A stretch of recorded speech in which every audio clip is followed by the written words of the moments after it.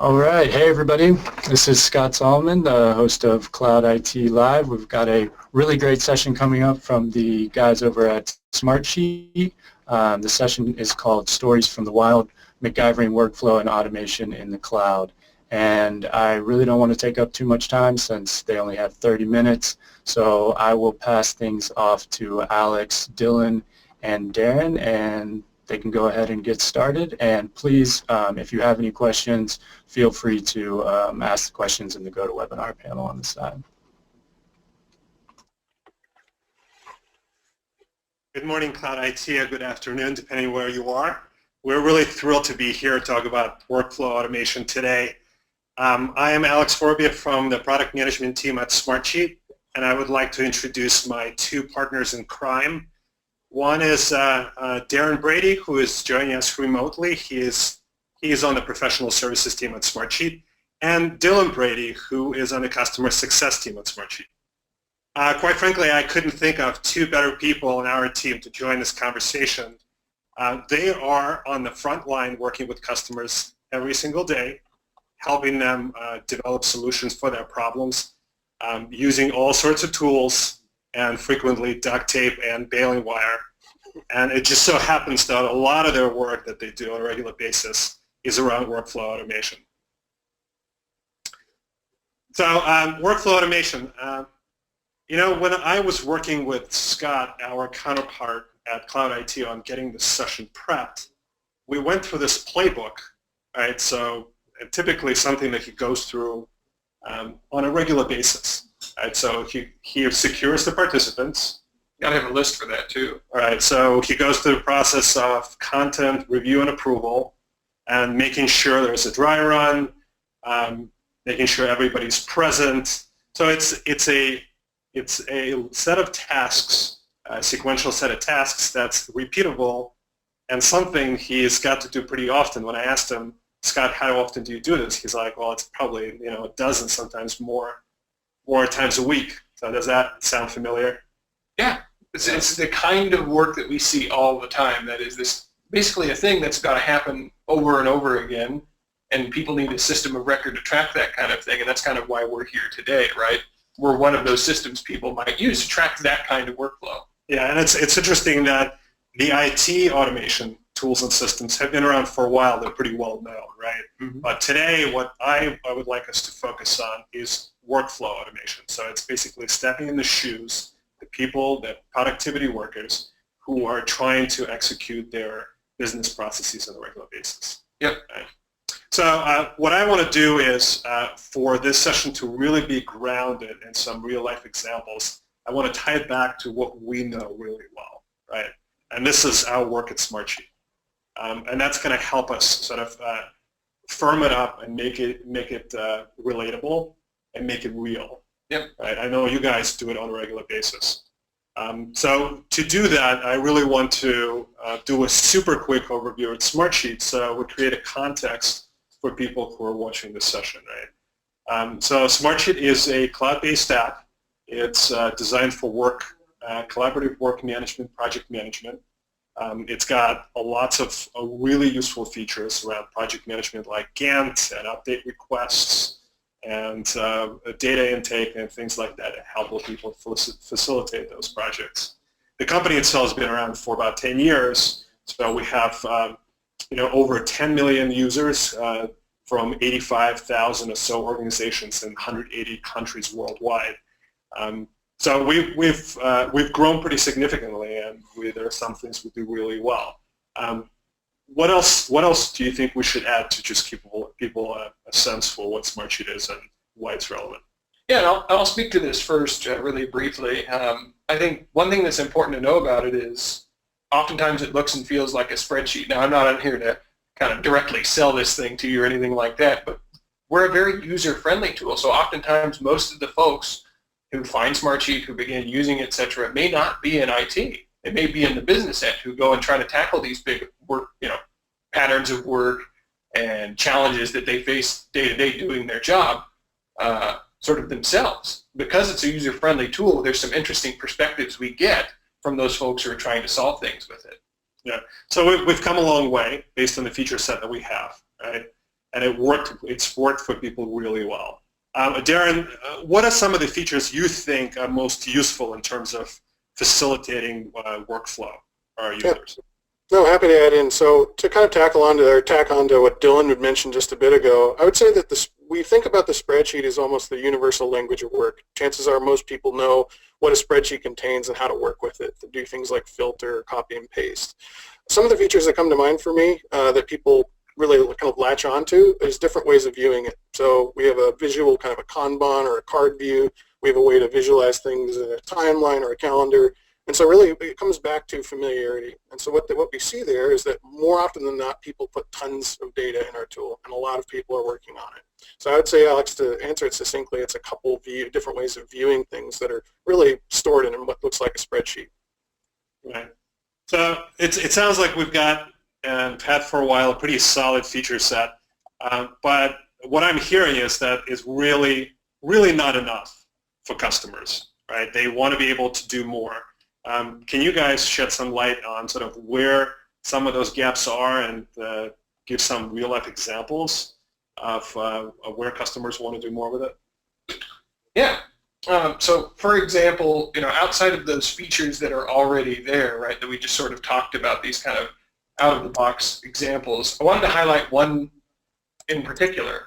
A Fortune 500 company that I work with personally called Shaw Industries, their subsidiary of Berkshire Hathaway, uses Smartsheet for a great deal of different things. One example is we have a simple form they can create to intake new ideas about what kind of projects they should do. Again, this is a manufacturing company, so 7 different plants where they're making products.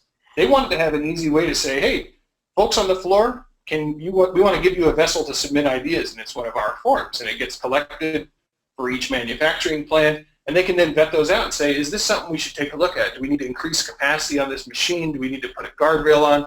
They want to open that up. But then a completely sort of separate but related case for using our tool is managing projects. So once we've got an idea submitted from this wide pool, how do we actually manage implementation of that? How do we track if we're going to increase capacity 20%? How do we do that? Yeah, so you've got a ton of data coming in. Somebody needs to triage it. Mm-hmm. It sounds like it was a very manual effort on the outset, right? And then figure out what to do with it and actually get it translated to something actionable. And moreover, there's different pools of people, right? I mean, there's the management at the plant who's vetting out these ideas and saying, is this something we want to move forward with? But then there's, they still work in the same area, but they're different departments, right? Big companies have this problem where it's all the project managers, the Lean Six Sigma folks, the black belts and the green belts, et cetera, who are actually managing the project. So there's a little bit of a disconnect. Yeah, we're an effective system for getting the ideas and then tracking the work, but what about the bridge in between those? That's their biggest challenge. Right. So how does that scale today? Does that scale at all? Not really. Not in practice. I mean, as we talked about earlier, we just sort of mentioned, there's a lot of room for manual error in something of that size, right? We're talking hundreds and hundreds of ideas submitted a month, and coming out of there possibly, 10, 20, 30 different projects, depending on what kind of ideas these are. So with that sort of bridge that needs to be built, right, oftentimes, and especially some of the folks on the webinar have probably seen this, that it takes people some time to build that bridge, take this idea and turn it into an actionable project. It's manual. Okay, great example. Anything else?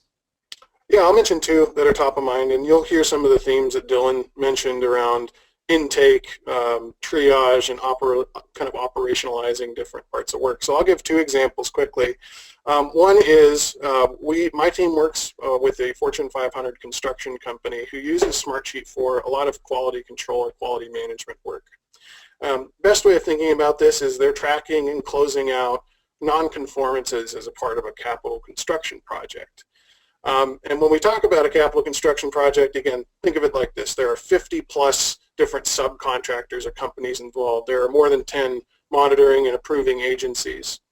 And really what we do pretty well, again, is collect all of this work, give folks the ability to submit this on their phones and walk around and see the current status. The key challenge here, again, is scale. We're talking about hundreds potentially of non-conformances within a given day. And the process challenge that comes out of that is really trying to enforce a very strict chain of approvals or essentially stamps and marks that, yep, we've seen this, or that it could be cleared out. So what that results in is generally hundreds of different emails being sent, kind of ad hoc to, hey, are you the right person? There's a lot of, those emails lack a lot of key context, and there's a lot of, again, potential for duplicate entry or user error. So later on you'll hear us talk about how that's solved. Another example I want to mention that's fairly similar is a Fortune 100 tech company who manages a central global procurement team who works in a shared services model. And basically what they do in Smartsheet is receive requests for folks to help. Hey, I need your assistance in closing a deal or legal services. So they're capturing a lot of work in motion on a day-to-day basis. And again, this is across hundreds of teams on a global scale. So they do a pretty good job of communicating assignment and status, but the trick here is reporting. Across each of these 100 different teams, we're talking about different stakeholders who need different views in summary of what's going on. And these requirements change every week. So what they were looking for is, really we don't want to task 10 people to have to manually compile these summary type reports from data that's not standardized across the board. So another kind of quick example I wanted to run through there. Alex, is there any questions on either of those? No, it totally makes sense. I mean, I can hear a theme sort of emerging from this, but if you can cover the last example very quickly, it'd be super helpful. Sure, certainly. So another example that I would mention here quickly is a Fortune 500 hospitality business who is essentially managing hundreds of quarterly marketing projects in Smartsheet. And so a lot of the planning and reporting is done in Smartsheet, but a lot of the actual tasks, the work that's being done on an hourly or a minute-by-minute basis are done in other systems. And they have essentially equipped their resources to say, look, track that work wherever you want. We just need to make sure it gets done. And so again, what we see there is a lot of duplicate entry potentially, and we need people as intermediaries, often project managers, who are asking people, hey, what's the status on this? Or hey, what's going on right now? All right. Now they do have visibility, but they do want to make sure that everything's tied back into that reporting system of record, which is Smartsheet. Is that the example you were looking for there, Alex?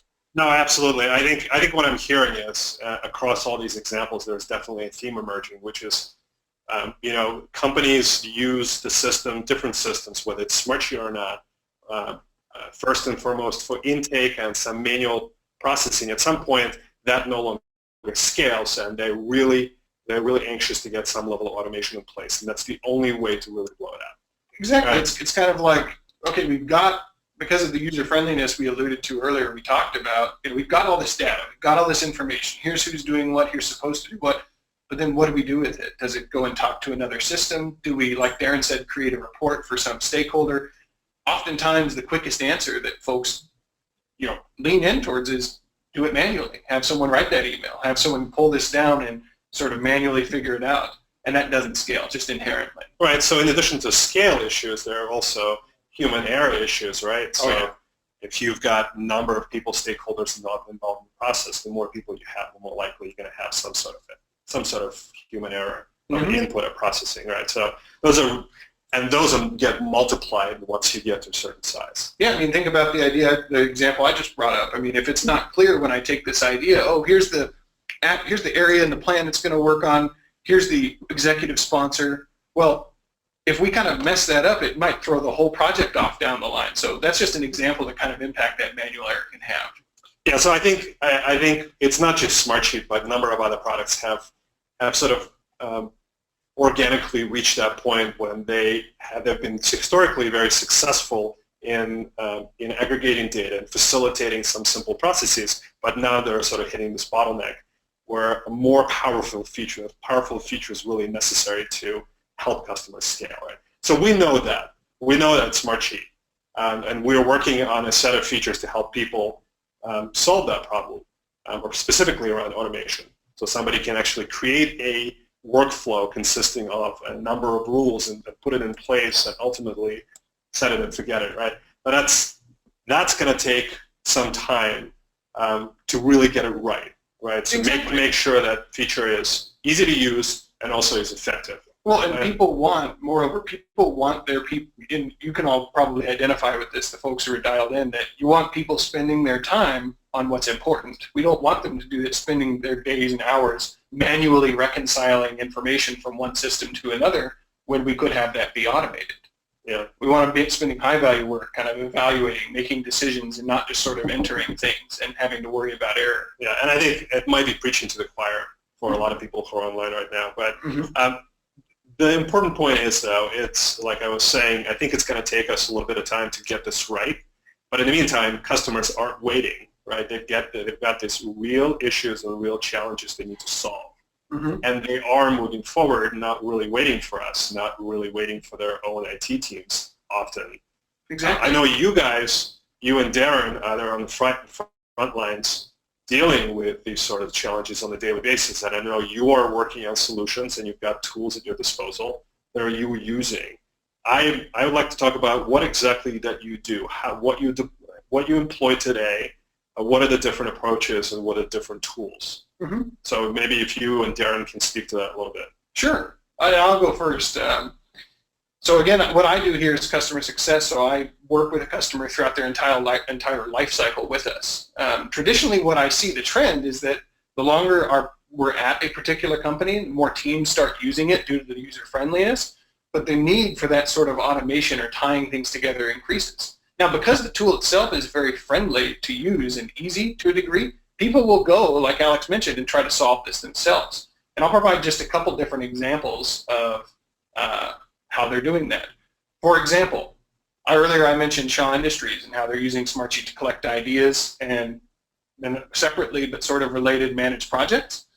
What they've done is, working with us, we've actually created some automation using our open API so that based off of what that idea looks like and who we've said is assigned and what kind of project it might be, what the impact, it's going to automatically create the appropriate project schedule and let everybody know who has to work on that it's there and they can begin using it.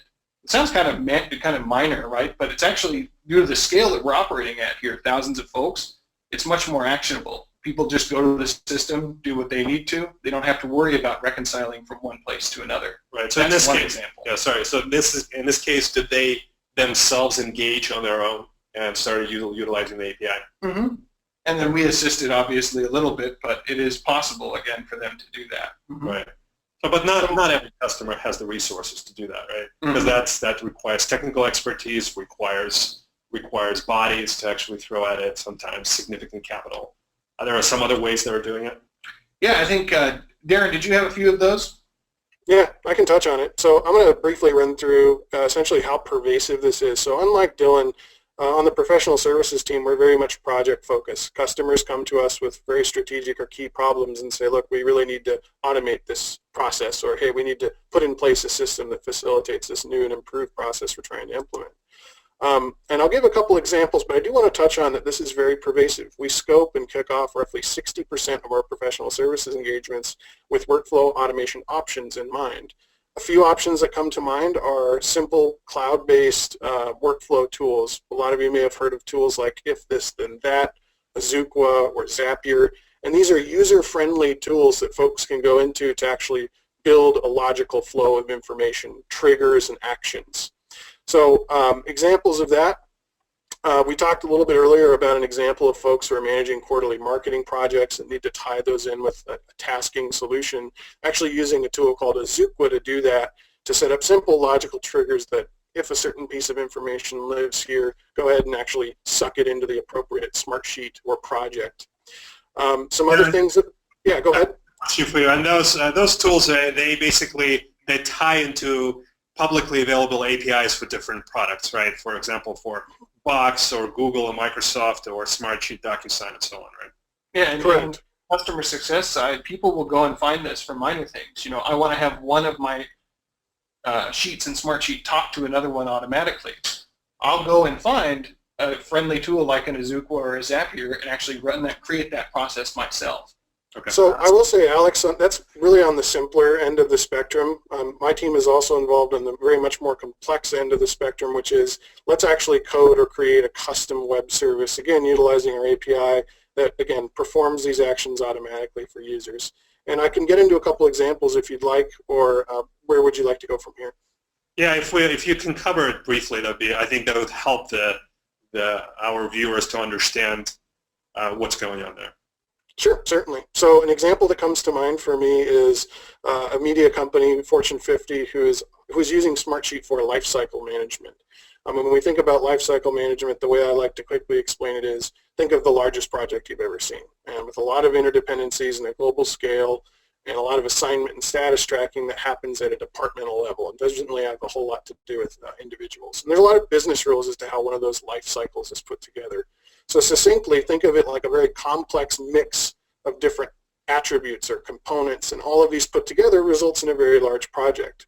We're engaging with them to build essentially a menu, if you think of it like that, where if I can simply click a couple buttons, tie in some business rules, a plan would actually be provisioned for me. It would be created with all of the context that I needed to without having to task somebody to put all of these puzzle pieces together.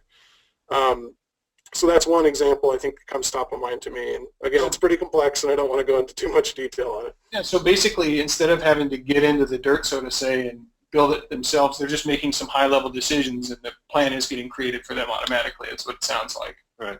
Correct. Out of potentially millions of variations. Interesting. So what I'm hearing, gentlemen, is that we've got a problem today that our customers are facing, whether it's around scaling, quality control, other things. They're anxious to get some automation, workflow automation in place, right? And they're moving forward with some of these approaches. We're helping them often manage some of those approaches today, right? So I'm hearing they themselves engage with the API, our public API that's pretty rich. The same is true for many other products, right? So customers basically reference the documentation, and they have resources, they build their own solutions today. They use third-party products like Zapier, Zoopwave, TTT, and others, right, to facilitate some of this. And that one's more common in the business when there's these users who, not in IT, et cetera, who are building it themselves. Because it's easy to use, right? Because those products are purposely built for business users and specifically in mind, right? And often we are actually, when we're brought to the table, we help them develop those solutions, right? What I'm curious about, it sounds to me like these business departments and teams are moving forward, deploying these fairly complex solutions that touch their systems and often touch their systems of record, right? Based on what you're hearing, what is these customers' relationships with their IT teams? Or quite frankly, what is our relationships with their IT teams in the course of those projects? The easy answer is that it depends, right? From one industry to another, the role IT plays in day-to-day work varies greatly, but I think the common trend that I see is that as the importance of what's being worked on in Smartsheet grows, and if we ever touch other systems through an Azuqua or through them using our own API, IT becomes aware of Smartsheet, whether that's through a security review or helping us build it, the second half of the bridge to another system. Again, as the importance of what's being tracked in the system grows, we always find IT getting involved, regardless of the industry or their role in day-to-day lives, if they even talk to the business frequently. Right. And Darren and Dylan, what are some of the challenges you see as it relates in these project architecture and deployment as it concerns the IT departments? So I can jump in quickly. I would say it's really about line of sight and due diligence for IT. So again, I think we're doing a little bit of preaching to the choir here. In these large projects, we're often involved with IT at the very beginning of a project, at the middle for some sort of a quality review, and then obviously towards the end when we talk about deployment. In a perfect world, we're able to engage more. And IT admins on the other end really need to, they continue to stress things like line of sight and stamp of approval. And they're really, I wouldn't say they're concerned, but they want to make sure that they're keeping tools and systems and patterns of work from running amok, and they need to understand what exactly users are asking for. So I know that's a little bit of a loaded response there. Is that helpful? No, absolutely. I think just to wrap it up, as we're talking about the actual customer need that the customers have today and the different ways they approach solving it, what are some of the takeaways, some of the feedback you may have for folks in the audience who represent the IT teams today? What are some of the common challenges that they can help mitigate in these projects? I'll start off just to kind of wrap up here. I think the first one, and this kind of goes without saying, but understand user needs. Oftentimes, as we mentioned, people will try and go and find these tools without directly involving IT. I mean, ideally they would, but sometimes they don't. So understand what the requirements are. To a degree, sometimes find out what tools people actually use day to day and identify where the pain is. What's wrong with what they're doing today? We've given them a tool, maybe it's Smartsheet for managing projects, but what's wrong with it? Why are we spending all this time using it? Is there something we could look to automate or possibly enable them to do themselves?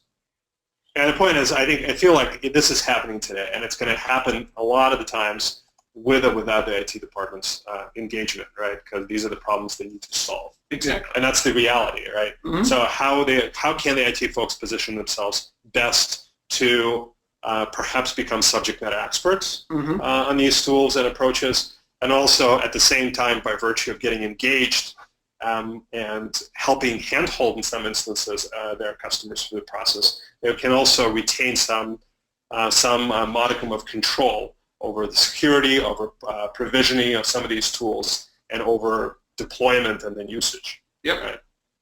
Darren, do you have anything to add regarding takeaways here?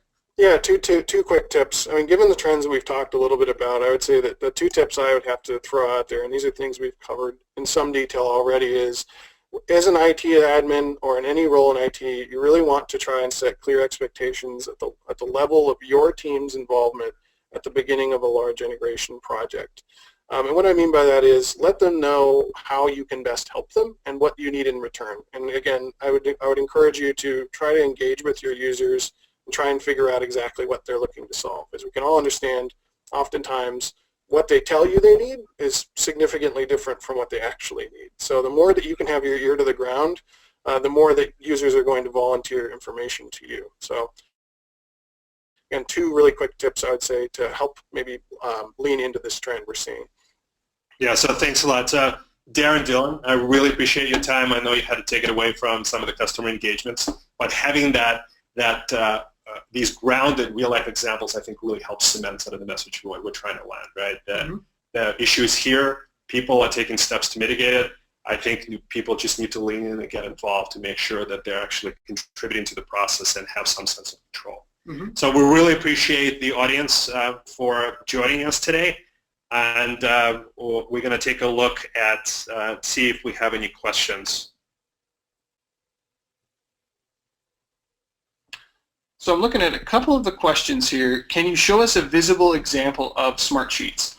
I know there's a little bit of a time constraint here, so I'd love to share my screen. And this is Dylan again. I'm the one who works with a lot of customers. That's what I do all day. I'd love to pull one open and show it to you and kind of talk about how folks actually use the tool.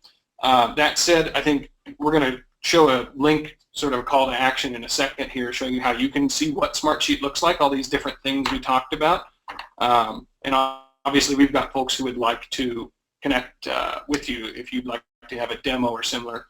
Some of the other questions that I can see here, Mayor said, not really a question, but this is a critical topic for PMO. I agree with you completely. It's a critical topic for pretty much every part of a business. Everybody's using different tools like Smartsheet to manage work, and it's important to understand that this automation issue will not go away. It will just increase as the amount of tools and the depth at which people use those tools does over time. Yeah, so another question I'm looking at here is, will things like mail merge become available within Smartsheet to automate things like sending emails based on changes in the product itself?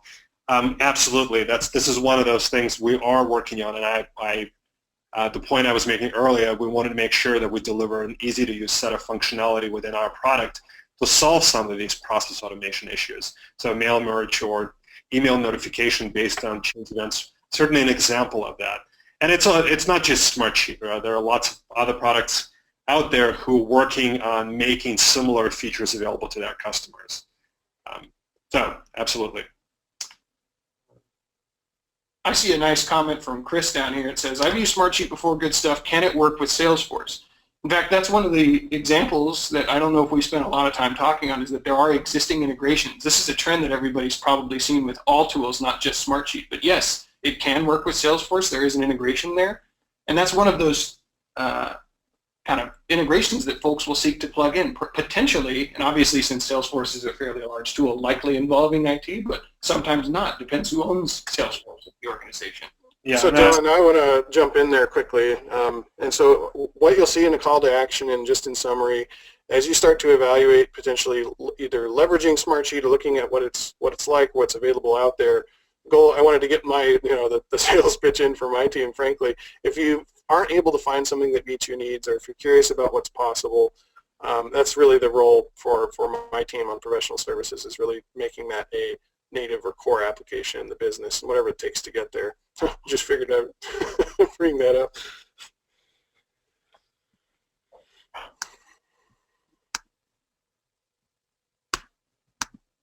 Yeah, so we wanted to show this call to action slide. There was another interesting question that was just asked about Smartsheet's integration and compatibility with Office 365, OneDrive, and Skype. And so yeah, so we integrate today with Outlook and OneDrive. So both OneDrive for Business and OneDrive Consumer, and we're in the process of working on a really tight integration with Skype. I don't have a target date on that yet, but that work is in flight. Yeah, and yeah, just to be clear, we've got a very rich spectrum of integrations with Google that spans almost every conceivable Google Apps product today, from Gmail and Calendar and Contacts to Google Drive and others. Yeah, similar to other productivity tools in the space, we try to integrate with other tools that people are already using. We don't want to try and solve everything. Yep. Awesome. Well, thanks, guys. Unless any other last-minute questions comes in. Looks like we had one more if you guys want to take that. Yeah, let's take a look real quick here.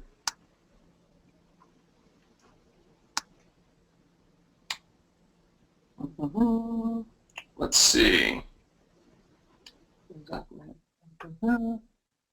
Trying to take a look at that. Chris said, "Wicked, thanks, guys." Well, thank you, Chris. I'm not sure if I see another question. Oh, there you go. Sorry. The issue I have is the spider's web of data access with these broad user-based tools. How can this be managed? It's a good question. It's a hard question. One we kind of have to unpack a little bit, but I think one thing that's important to note, this goes back to one of those recommendations, try to be aware of what's out there. What are people using? Because, for example, with Smartsheet, we have a great degree of user access reports and controls that you can make around authentication, or who that folks can share with, that kind of thing, to allow for managing that spider web, kind of curtailing it, or at least making sure the connections are where they need to be. Whether that's tying authentication to your Active Directory or whatever it is. Right, so there's existing visibility in some of that information in our product and other products today. But the other recommendation that I would have, build a relationship with the vendor, whether it's Smartsheet or somebody else, and reach out, have that conversation. You will be surprised how open we are and willing to discuss it and receptive to your feedback. So if you are, as an IT professional, you need an additional advanced level of visibility into what your users are doing in the product, and potentially some additional controls, let's talk about it, right? And the more we hear from you, the better we understand how critical that is for you to get your job done. All right. Well, great, guys. Thank you so much for your time, Alex, Darren, and Dylan. That was a really awesome session. We have our next session coming up at 3 p.m., so that's in 25 minutes. So we will see you all back very shortly, but thanks again, guys. Thanks a lot, Scott. Thank you. All right.